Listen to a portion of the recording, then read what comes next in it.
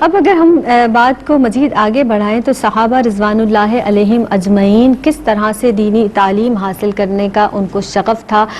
سبقت لے جانے کی کوشش کیا کرتے تھے، اور یہی طریقہ یہی طور ہمارے اسلاف کا بھی رہا ہے سعدیہ۔ لیکن بدقسمتی سے ہم اگر ابھی معاشرے پر اپنے عصر حاضر میں دور حاضر کی بات کریں، معاشرے پر نظر ڈالیں تو اس کا بہت فقدان نظر آتا ہے، بہت کمی نظر آتی ہے، نہ شوق رہا لوگوں میں علم حاصل کرنے کا اور نہ ہی معاشرے میں اس حوالے سے کہیں رغبت نظر آ رہی ہوتی ہے۔ کیا کہیں گے اس تعلق سے؟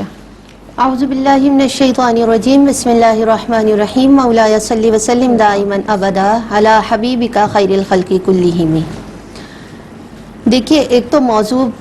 الحمدللہ بہت خوبصورت ہے اور آج کی نسل کے لیے بہت انفارمیٹیو ہے کہ آج ہمیں یہ پتہ چلے کہ دینی تعلیمات کو حاصل کرنا ہمارا دین اہم اور لازم اس کو کیوں دیتا ہے، کیوں کہتا ہے۔ دیکھیے، اللہ رب العزت نے انسان کو کامل اور اکمل بنایا ہے اور اس کی ہدایت اور رہنمائی کے لیے وقتاً فوقتاً اپنے انبیاء کرام بھیجے۔ انبیاء کرام کے بعد آقا علیہ الصلوۃ والسلام کے بعد صحابہ کرام کا سلسلہ، پھر تابعین، تبع تابعین، پھر ہمارے اسلاف ہیں، اولیاء کرام ہیں، بزرگان دین ہیں، ہم انہی کے طریقوں پر چلتے ہیں۔ جب قرآن پاک نازل ہوا تو صحابہ کرام جتنے مسلمان ہوئے اور ہوتے چلے گئے، اس سے پہلے کی اگر زندگیاں دیکھی جائیں تو عرب میں شعر و شاعری بہت عام تھی، تو شعر و شاعری کیا کرتے تھے، لیکن قرآن جیسی فصیح و بلیغ کتاب کے نازل ہوتے ہی دل پر ایسے اثر کیا کہ جب تلاوتیں کرتے تھے تو ان کی آنکھوں سے آنسو کے بجائے خون جاری ہوتا تھا، دل ایسے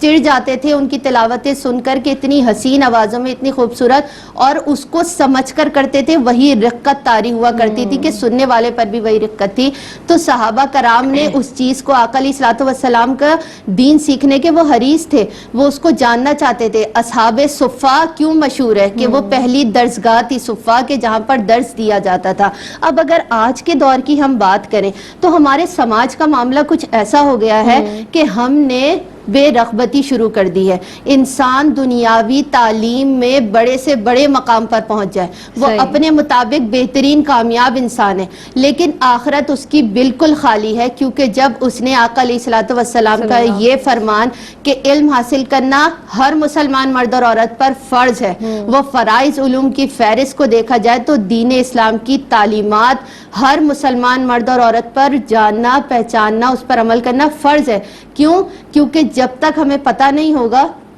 تو ہر ڈگری، ہر عمل، ہر آپ کی تعلیم اسی جہاں کے لیے ہے، لیکن دین اسلام اور دین مبین کی تعلیمات ایسی ہیں جو یہاں بھی کام آنے والی ہیں اور آخرت تک لے کر جانے والی ہیں۔ اگر آپ کے پاس وہ تعلیم ہی نہیں ہوگی، جب بچہ بڑا ہوتا ہے، کہتے ہیں بچے کی پہلی درسگاہ ماں کی گود ہے۔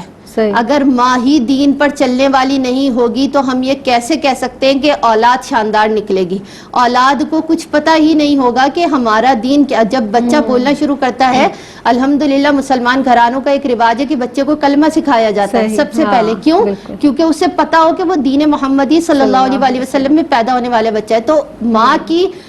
گود پہلی تربیت گاہ ہے، کیونکہ بچہ مہد سے لحد تک سیکھتا ہے۔ تو وہ جو ایک تربیت کا پروسیس ہے، اگر وہاں کمی رہ گئی، کیونکہ اگر پیچھے ماں تربیت یافتہ نہیں ملی تو پھر آگے نسل پروان نہیں چڑھ سکتی۔ اس لیے بے رغبتی جو ہماری بڑھتی جا رہی ہے، کیونکہ ہمیں شان و شوکت دنیاوی تعلیم میں زیادہ نظر آ رہی ہے، اور ہم دینی تعلیم کو یہ کہتے ہیں کیونکہ دیکھیے ہماری شریعت بھی یہ تقاضا کرتی ہے کہ ہر مرد اور عورت کو دینی تعلیم اتنی ضرور آنی چاہیے کہ اسے اپنے دین کے بارے میں پتہ ہو کہ آخرت میں کیا ہونا ہے، اس جہاں میں رہتے ہوئے اسے کیسے عمل کرنا ہے۔ لیکن اگر بیسک تعلیم سے ہی دور ہو گئے اور ہم نے اپنے اسلاف کو یہ اپنانا چھوڑ دیا تو پھر تو ہم اس جہاں میں تو ہمیں لگے گا کہ وقتی طور پر کامیاب ہے، لیکن یہاں بھی خسارہ ہے، وہاں بھی خسارہ ہے۔ اور جب ماں تربیت یافتہ ہو تو جب ماں اور باپ دونوں مل کر کوئی عمل کرتے ہیں تو ایسا ممکن ہی نہیں ہے کہ اولاد ساتھ ساتھ وہ عمل نہ کرے۔ ہم بچپن میں چاہیں کہ ہمارا رول ماڈل کوئی اور چیز ہو، اور بڑے ہو کر ہم چاہیں کہ نہیں اس کو آخرت کی پرواہ کرانی ہے،